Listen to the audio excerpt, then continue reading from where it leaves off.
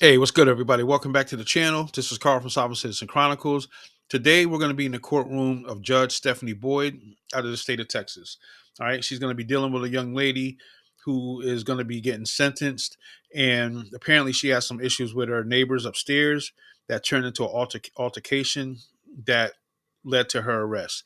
All right, there's going to be somewhat of a twist in this proceeding. All right, so with that being said, oh, and by the way, I'm sorry, but this is not a sovcit case. So I just wanted to make sure y'all know that ahead of time because I know y'all gonna tear me up in the comments if I don't warn you. All right. So with that being said, let's get to this proceeding. The court is calling 2025 CR 001146 State versus Cynthia Diano. Could I have parties announced for the record? Defendant for the state of Texas. Jeffrey Martinez for defendant. And are you Cynthia Diano? Yes, How do you pronounce your last name? Diana. I got it right. Counsel, have you received all discovery? Did you review it with your client? I did, Your Honor. Court will find that the state is in compliance with discovery. Ms. Diano, did you review the document entitled Application for Community Supervision or Deferred Adjudication with your attorney? Did you understand it and sign it? Yes, Did you review the true bill of indictment with your attorney? Did you understand it? Yes. Counsel, do you waive the reading of the indictment? I do. State, are you proceeding on the indictment as presented?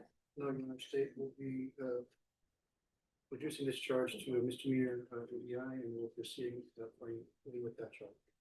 Any objection? No. Deputy Laura, Deputy Mejia, can you move them to that other end? All right, we're back on the record. Ms. Diano, did you review the court admonishments with your attorney? Did you understand it and sign it in all the appropriate places? yes, Did you understand the state is proceeding on the lesser included offense of assault bodily injury as a Class A misdemeanor? Range of punishment is anywhere from up to a $4,000 fine and up to 1 year in the Bexar County Jail. If you have a plea bargain agreement with the state, the court does not have to follow your plea. If for any reason the court does not follow your plea and gives you more than you bargained for, the fact that you entered a plea will not be used against you and you will be allowed to withdraw your plea. Did you understand? Oh, you didn't understand that part? so, Well, so let me explain to you. And then if you don't understand, let me know. I'll help you and your attorney discuss it. So you're entering into a plea bargain agreement with the state. You understand that part? Whatever agreement that you have worked out with the state, I don't have to follow that agreement. So let's hypothetically say they want you to have probation. If I were to tell you, I'm not going to give you probation, I'm sending you to jail, then you can withdraw your plea okay, because I have not followed your plea bargain agreement. Now, the conditions for the plea bargain agreement, that's something the court gets to decide. You understand? So if for some reason I don't follow your plea bargain agreement and I try to give you more than what you've bargained for, then you get to withdraw your plea. And it can't be used against you if you decide to go to jury trial. You understand? And by that same token, if I don't follow your plea, then what can end up happening if you withdraw your plea, then the state can say, okay, we're going to have to go to jury trial. We're going to go to jury trial. And maybe they won't be going to jury trial on a Class A misdemeanor. They'll be going to trial on the injury to the elderly. Not maybe, that's what they'd have to do. You understand? All right, did you understand you have a right to jury trial, a right for you or your attorney to cross-examine and confront any witnesses the state would call in the right to remain silent? Did you understand by entering this plea, you were giving up those rights? yes, And did you intend to give up those rights and enter into this plea bargain agreement? yes, All right. Did you understand if the court were to grant your application for deferred adjudication, if for any reason you were to violate your conditions of probation, I could revoke you and sentence you up to 1 year in the Bexar County Jail. Did you understand? yes, Counsel, has your client been able to provide you with any defenses? Yes, Your Honor. Do you believe she has a rational as well as a factual understanding of the charges against her? I do, Your Honor. Do you believe she's currently competent and was legally sane at the time of the offense? Yes. Ms. Diano, has anyone threatened you, coerced you, or placed you in fear to get you to enter this plea? Anyone promised you anything other than the plea? Are you satisfied with the way you've been represented? yes, Are you a U.S. citizen? Court will find that defendant has knowingly and voluntarily waived her right to jury trial. Did you review the plea bargain page with your attorney? Did you understand it? yes, According to the plea, the state is proceeding on the lesser included offense of assault bodily injury. There's a $500 fine The state is recommending deferred adjudication, and there's no contact with several people, and there's a Samantha with a question mark by it. I to go off record real quick. Ms. Jones prepared this. I don't know why I did that. Do you understand that to be your plea bargain agreement? Yeah, but that lady actually has already assaulted me twice at my. All right, so here's the thing. The only thing I'm looking at today is once I've gone over the admonishments for you and what your rights are, then what will end up happening is the state will present evidence, and then I'll make a decision on whether or not that evidence is sufficient to find you guilty. If I find that the evidence is not sufficient to find you guilty, then I'm going to find you not guilty and say that the state didn't prove its case. However, if there's something else going on between you and this other person, that is not before this court today. That's something else. So what I've just read to you, did you understand that to be the plea? Defense? Yes, Your Honor. State? That is a plea. Did you review the waiver of appeal paragraph with your attorney? Did you understand it and sign it in both places? Did you understand by signing that you're waiving your right to appeal? The only items that can be appealed are written pretrial motions that have been filed, heard, and ruled upon by the court. Did you understand? Counselor, there being such motions. No, Your Honor. Outside the agreement, the state is requesting that your deferred adjudication be for a term of 6 months. There be 30 hours of community service restitution, TAP evaluation, follow recommendation, sober meetings, random UAs, and anger management. Did you understand that those were recommendations from the state and the court does not have to follow those recommendations? Then to the offense of assault bodily injury as a class A misdemeanor, how do you plead? Guilty, not guilty, or no contest? No. State any evidence. Your Honor, this has to say, let me take exhibit one for all of them. Your Honor, defense has no objection. All right, and state, have you spoken with the complainant? We have. All right, thank you. State, you may be excused. Your Honor. All right, did you review the waiver and stipulations with your attorney? Did you understand it and sign it? Yeah. In all the appropriate places? Again, did you understand you have a right to jury trial, a right for you or your attorney to cross-examine and confront any witnesses the state would call and the right to remain silent? Did you understand that today the state would be presenting evidence in the form of witnesses' statements and police reports? But most importantly, there will be no live testimony. Did you understand? Court will find that defendant has knowingly and voluntarily waived and consented to stipulation of testimony and stipulations. Court will accept into evidence states exhibits 1 and attachments and review the same. All right, after reviewing states exhibits 1 and attachments, the court will find that there is sufficient evidence to find you guilty. The court will defer finding of guilt as you apply for deferred adjudication. Are we proceeding with sentencing? We would like to, Your Honor. All right, explain to me what's an in knocked? That's in that's in the police report. The officer said suspect 1 stated that victim 1 had in knocked on her door. And they knocked on their door trying No, to, no, I'm asking. She her. constantly. No. What is an in knock? Nigger knocking, Yeah, what is that? going and knocking on a door and running. and But why is it running. nigger knocking? That's what. they Why call isn't it It's- Caucasian knocking? Why isn't, word, no, it's no, just no. a word in the- Why isn't it Caucasian knocking? Why isn't Asian knocking? Why isn't some other knocking? Why is it called I that? don't know, that's just the way they say it. I No, mean, that's the way you say it, because that's what you said. That's what I'm just, that's basically, I mean, all right. Yeah, this thing was going pretty good for her up until this point. So I'm not trying to make this out to be a race thing or whatever. But yeah, I mean, I've never heard of end knocking. You know, that's kind of crazy. That I've heard of when, you know, like you're in a hotel, you know, you're young, you're teenagers or your kids, and you knock on people's doors and you run.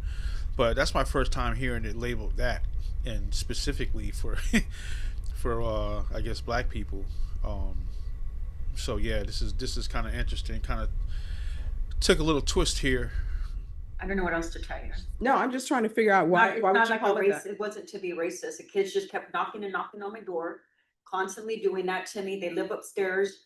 I did not touch this kid, and I really don't even want to sit here and plead to say that I did. Oh, you can go, we can have a jury trial. I don't want to do that because he says that's not the best thing to do.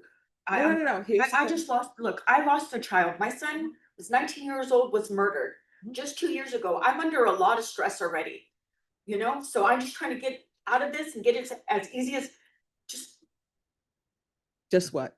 I'm just stressed out enough, Mhm. all right?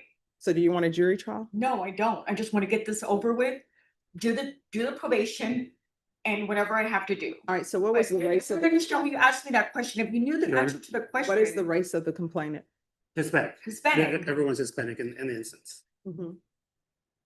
And what do you, if I knew the answer, I don't know why you would say that. That's why I'm trying to figure out why you're saying it, because in the police report, they say you were intoxicated. So I'm trying to figure out, Intoxicated. that's what it says in the police report. It says suspect stated V had knocked on her door and she came outside to see who knocked.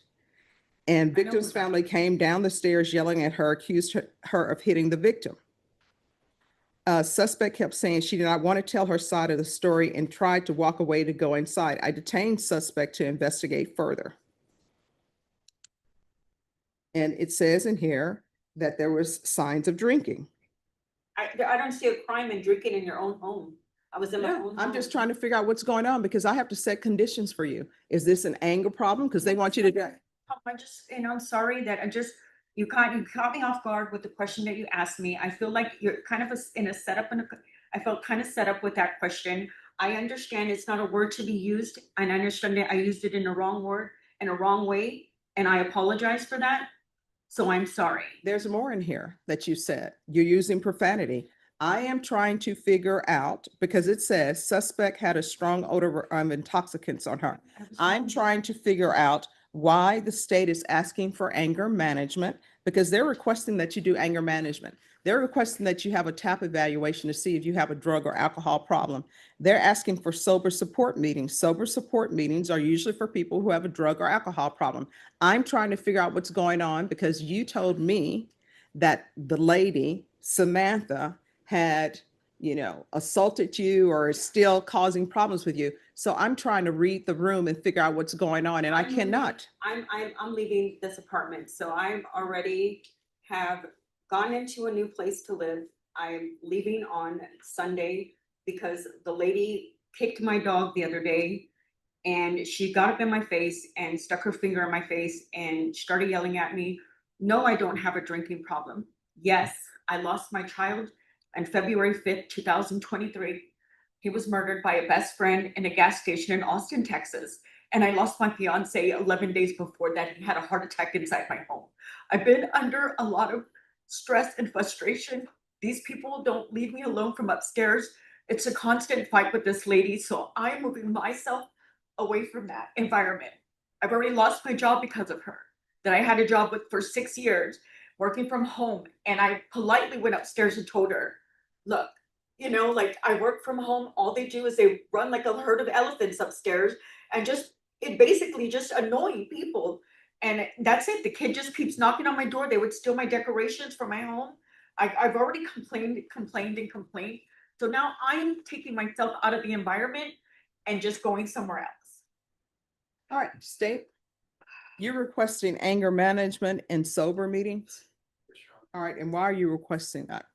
Seems like that would be beneficial for the defendant to undergo. We're in agreement with the state. We would have to probate the fine, Your Honor, as you heard. The defendant has lost her job. She's having to have moving expenses. She's indigent and court appointed, Your Honor. So at this time, we would ask to follow the plea and to waive the fine. So probation. you're fine with anger management in sober meetings? Yes, Your Honor. Okay. There's going to be a $500 fine probated, proof of employment within 30 days, no employment as a home health care provider or with minors. There's going to be 1 year deferred adjudication, 80 hours of community service restitution.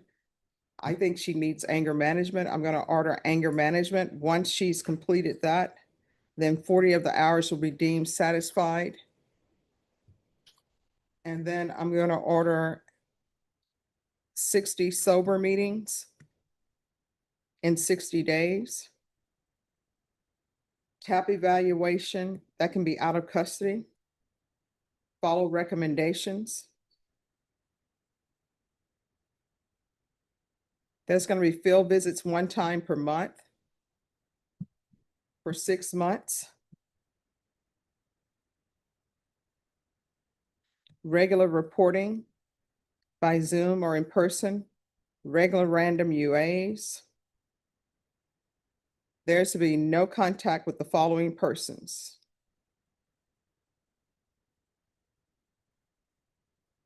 Danny Ibarra,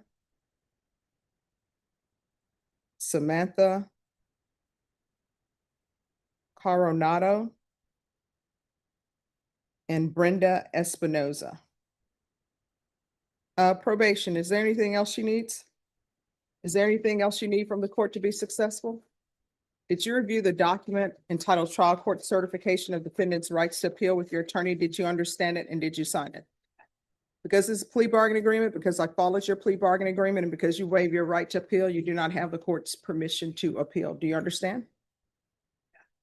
All right, and Ms. Abrams, see if maybe a referral to Center for Healthcare Services, maybe they can help her with any type of trauma. All right. All right, thank you. Thank you. All right, y'all. So that's the end of that proceeding.